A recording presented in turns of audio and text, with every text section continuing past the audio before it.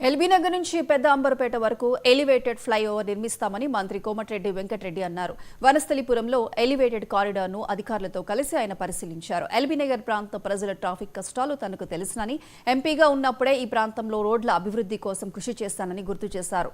హైదరాబాద్ను అభివృద్ధి చేస్తానంటున్న కేటీఆర్ ఉప్పల్ నారపల్లి ఫ్లైఓవర్ ఎందుకు పూర్తి చేయలేదని ప్రశ్నించారు. గౌరవ ముఖ్యమంత్రి కేసీఆర్ గారి నాయకత్వంలో మిగులు బడ్జెట్ ఉన్న రాష్ట్రం మేము తెలంగాణ ఇస్తే మొదలుపెట్టి మేము అధికారంలో వచ్చిన నాటికి 30% పూర్తి కాలే. అంటే సిటీ మధ్యలో యాదగిరిగుట్ట, జనగాం, భువనగిరి, వరంగల్ పోయే రోడ్ అది. ఆ రోడ్లో ఫ్లైఓవర్ వస్తే ప్రజలు ఎన్ని ఇబ్బంది పడి ఎంతమంది భార్య భర్తలు గుంటలు పడి చచ్చిపోయినల్లా. అవన్నీ నేను ఎంపీగా నేను భువనగిరి పోతే చూసి అనుభవించిన. ఇప్పుడు నేను కన్సర్న్ మినిస్టర్గా కావడం ఎమ్మడే గడ్కరీ గారితో మాట్లాడి పాత కంపెనీ గాయత్రి కన్స్ట్రక్షన్ వాళ్ళని తొలగించి కొత్త కంపెనీ పెట్టి ఆ ఫ్లైఓవర్ కూడా మొదలుపెట్టాం.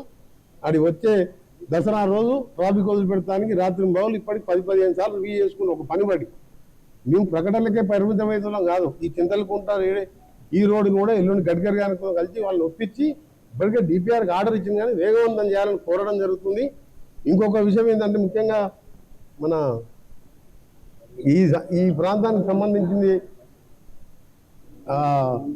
ఫ్యూచర్లో మనం మెట్రోలు పెట్టినప్పుడు నేను ఫ్యూచర్ సిటీతో పాటు ఇక్కడ నుంచి 5:30 కాకుండా పెద్ద అవుటర్ రింగ్ రోడ్ వరకు మెట్రో పెంచాలని రామోజీ ఫిలిం సిటీ